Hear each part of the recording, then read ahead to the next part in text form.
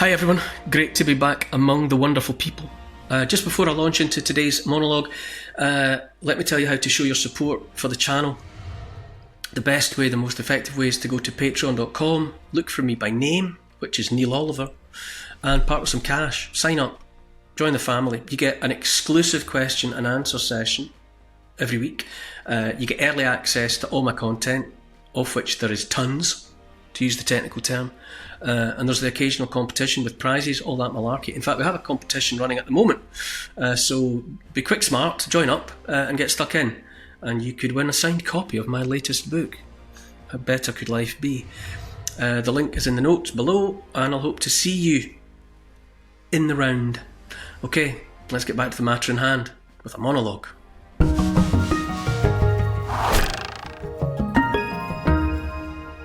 In line with the thinking that it's never about what they say it's about, for example, the mandating of digital ID has, of course, nothing whatever to do with keeping anyone safe or making our lives easier. I mean, for sure, the authorities have it in mind to make their lives easier at the expense of our lives, but there's no benefit in it for the likes of thee and me. It's about control. And worse than that, when you get right down to it, when you strip it back to the fundamentals, to the foundations, it's about taking everything from people. That's the objective. That's the anti-human objective in a nutshell. In line with that understanding, it's vital to understand that many of the actions and policies of so-called governments now are driven by the problem of the internet. And when I say the problem of the internet, I mean the problem that the technocrats, the oligarchs, who else? The psychopathic totalitarian types and the rest of the enemies of the people have with the internet. They have a problem with the internet. That problem with the internet is partly the nature of the internet itself, of course, in that it enables people like you and me to do our own research in any area we please, in a way that was never possible before. And it also enables us to be in touch with like minds, regardless of the otherwise tyranny of distance, the problems of geography. But the immediate acute problem that the enemies of the people have with the internet is the persistent and stubborn individuals and small groups using the internet to contradict and so defy the incessant diet of nonsense and downright lies that we would otherwise be fed to the exclusion of anything else by our governments, by the technocrats, the totalitarians and the rest of the psychos intent on destroying human life. The troublesome threat to the psychos that I'm talking about comes in the form of, the podcasters and other online broadcasters and writers, too numerous to mention, who are doing the equivalent of providing real food as an alternative to the processed and toxin-laden crap being offered as information and narrative by the authorities. I promise you that access to the good stuff, the truth, is driving those authorities crazy. They can't counter it. They can't engage with it. They can't debunk it because it's true. And so for want of any other way to deal with it, they have to deal with the providers of the content, or they simply stop people like you and me having access to it. That's what it's about. Now, here's the kind of thing I'm talking about. Just as a for instance, when it comes to the assassination of Charlie Kirk, the authorities in the United States of America would have the world believe that the founder of Turning Point USA was killed by a lone shooter from a rooftop with a Mauser rifle. Their story has it that the shooter carried a disassembled rifle in a backpack, climbed onto the roof, assembled the rifle, took the single shot that killed Charlie Kirk, disassembled the rifle, put the pieces back in the backpack, and retraced his steps. Now, with that in mind, here's an interesting clip circulated by one of the silverbacks of the podcasters, Joe Rogan. Oh, I've got a video. I've got a video of a guy breaking down a Mauser. Watch this guy break this down. This is my rifle. It takes two different tools to take it apart. It takes a Torx key and an Allen key. Now, if I take a shot and immediately disassemble this, I have to remove the bolt, remove the magazine, grab my Allen key, hit the two bolts on the bottom, put those away in the Allen key, grab my Torx key, remove the scope, put everything in the backpack, make sure I have everything, and make my way downtown. Okay, which is going to take a lot longer for him than it is for me, especially because his fine-tuned motor function, something as simple as grabbing an Allen key to a little bolt, is going to be extremely impaired due to a dump of adrenaline throughout his bloodstream. An extreme elevated heart rate is going to make these fine-tuned skills extremely difficult. I mean, just for him to think and analyze of what needs to be done to disassemble this rifle and get away would be difficult. And we're not even going to touch the topic of him assembling the rifle on top of the roof, which if you reassemble a rifle and you take a cold dead shot, it's not going to be 100% accurate. Okay, or the fact that he disassembled this after taking a shot, which the rifle's going to be hot and they found no gloves. There's just so many inconsistencies. It just makes zero sense. I mean, I'm still working on this and I have taken this rifle apart 1,000 times. Now he has to put the pieces of the rifle into a backpack. And this is a gigantic backpack. Shout out Wolfpack, best backpacks on the fucking planet. Anyways, as you can see, this barrel, broken down, does not fit in this backpack. If I wish I was a cop, I'd sit in a room like, this story is horseshit. One clip challenging a single aspect of the official narrative. And already a reasonable person watching it surely has questions about what the authorities have said. When JFK, John F. Kennedy, was shot, it took decades, it took a lifetime for the official narrative finally to unravel to the extent that it has by now. If JFK had been shot yesterday, the official narrative would already be in tatters. But all of that, and the rest of the official nonsense about what happened to Charlie Kirk, is a story being forensically unpicked, not by me, but by others. Others the authorities would rather did not exist, quite frankly. Others that the authorities would wish would stop broadcasting. Podcasters Candace Owens and Ian Carroll are two more that are on it like a car bonnet, worrying away at the official narrative like dogs with a bone. Here's Ian Carroll. Both he and Candace Owens are crawling over vast amounts of mobile phone footage taken at the scene. But here's one of Ian Carroll's latest ponderings. He's watching three of Charlie Kirk's colleagues discuss how questions are being asked by podcasters about the behaviour of Turning Point USA personnel, but specifically about Turning Point USA Chief of Staff 24-year-old Mikey McCoy in the seconds and minutes after the shooting. Videos from multiple angles show McCoy standing behind and close to Charlie Kirk when he's shot. He immediately appears to walk swiftly away towards a parking lot, mobile phone always to his ear. Watch this clip. So I was not with Mikey, or I don't remember being with him. I think I was ahead of him as we left. And then we get out, and I run for... You were ahead of Mikey? Can't have been more than 15 or 20 seconds.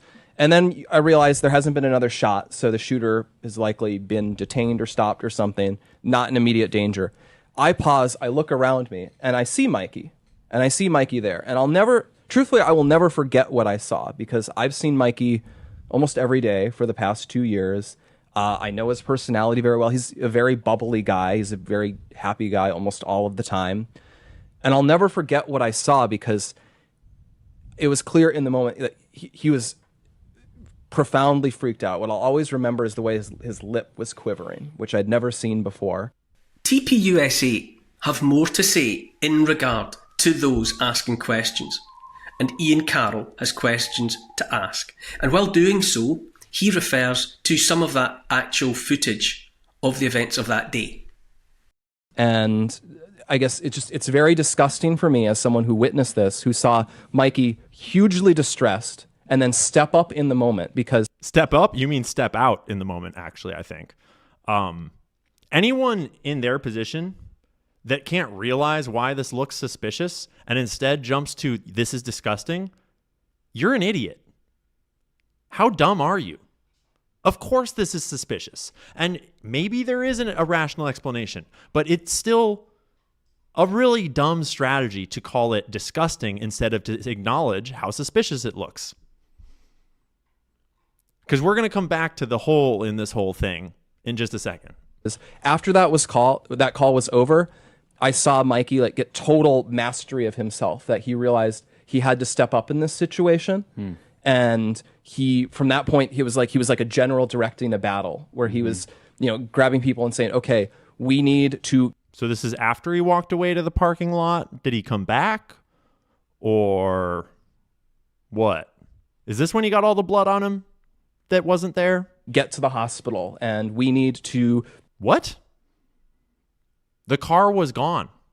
He was walking away as they loaded him into the car. He had nothing to do with them loading him into the car. Do these things, and you guys need to wait here. I need to get in here to get information so that I can get it to Erica. And when we learned he was dead, he came out and he told us, and then he says, now none of you can say anything that you've heard, because Erica is not going to hear about this from anyone except me. Can I ask a question? I've just been thrown into this. Guys, what kind of testimony is this? This is them loading Charlie into the car. This video is not going to show enough of it. We want this video. Okay? So, this video is the same time frame as he's being loaded into the car. That is Mikey McCoy back there, walking away. We have it on video. He did not compose himself and come back and get his wits together and start directing everything and say, hey, we need to get him into the car and get him to the hospital, and I'm going to get into the car and take him to the hospital and all that. Like, excuse me? This 10 minutes ago, but there's a suggestion online that Mikey, Charlie's chief of staff, one of the most sincere people you'd ever meet, brilliant, Christian, kind, everyone he ever met in his entire life, couldn't hurt a fly, was part of a conspiracy to murder Charlie. That's what's going on. Yeah. It's vile. Okay, so we have the useful idiot too that doesn't have he doesn't have a Twitter account. He doesn't know anything. He's just here to not know what's going on. He's very confused. It's utterly vile. Who would do this? They didn't brief you before you came on the show, bro? What type of individual? Just to create content, do we think? Or is there what's the ulterior? I don't know. I think. Just to create content? A lot of this mindset just sort of fuels itself. No, you fuel it, bro. You and your weird fucking statements fuel it. Every statement that comes out fuels it more and more and more. It's sort of addictive in the same way a lot of social media stuff is addictive, or in the way honestly something like pornography is addictive or something. Like they get... Oh, wow. Y'all a bunch of gooners. Y'all are a bunch of gooners for wanting to know the truth. You fucking gooner, how could you possibly ask who killed Charlie Kirk? I recommend you watch the whole piece by Ian. It's not long, and it's up on his YouTube channel, headlined TPUSA Fires Back, compares us all to drug addicts for wanting answers. My point is that questions like Ian Carroll's, in the face of, personal testimony from Turning Point USA employees, some of whom were there on the day, it makes for an uncomfortable watch. And that a channel like Ian Carroll's is freely available for anyone interested inevitably makes life complicated for those tasked with pushing a cut and dried, nothing to see here narrative of a lone shooter and a single bullet. But what I'm saying now, what I'm thinking about today, it isn't about, or it isn't only about the Charlie Kirk event. It's part of a much longer story about the internet and the problem it poses for the powerful. The problem came to a head with the pandemic that wasn't a pandemic. From 2019, 2020 onwards, podcasters were asking questions. They were questioning everything to do with the scamdemic. When it came to the lockdowns and the jabs, the podcasters asked so many questions collectively that the authorities' lies were so exposed, they they had to back off, those authorities. They had to back off and think again. And when they had had time to regroup, those authorities, it was with the determination and the tools, courtesy of the technocrats, to try and regain control of the narrative, amongst other things. That control meant not having a better argument or providing credible answers to questions asked, because the authorities had none of those. To seize control, they had to try and seize control of the internet once and for all. And that is part of what's happening now with digital ID and the rest of it. Much though the technocrats and governments and the oligarchs and so on, and the would-be totalitarians would rather it wasn't, the internet is awash with persistent, stubborn podcasters asking questions that demand answers. So every day has this questioning of official narratives become that by now podcasters are openly laughing at the hubris that they effortlessly expose every day.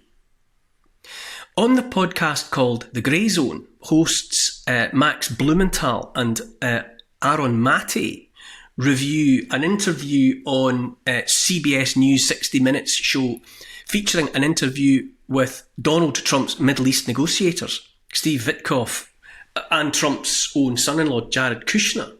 And the host of the show asks them about plans to redevelop Gaza as a luxury enclave for billionaires wanting an alternative sea view. Suffice to say, Blumenthal and Maté are agog. This is the most significant clip in this interview, which was a very valuable interview. And it was placed in 60 Minutes overtime because it was the most revealing clip, I have to assume, in which Jared Kushner, just watch the look on his face when Steve Witkoff mentions the master plan, is very telling. You're not supposed to reveal the master plan. He actually says master. It's like when George H.W. Bush said, "We are implementing a new world order." Yeah, exactly. Yeah. Part of the plan is the reconstruction, the rebuilding of Gaza. Mm-hmm. And you're builders. You've been in real estate. As you said, it's extremely complex. Tell us more about the plan and how much it's going to cost. Where's the money going to come from? And who's going to award the contracts? 3 questions. I think it's going to cost a lot of money. What's a lot of money? The estimates are in the $50 billion range. It might be a little bit less. It might be a little bit more. I happen to think that that's not a lot of money in that region. You have governments that are going to jump on in. And so the Middle East countries are going to provide the money.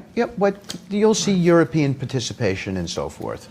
I think the beginning of this plan is how to get it going, and that's what me and Jared work on all the time.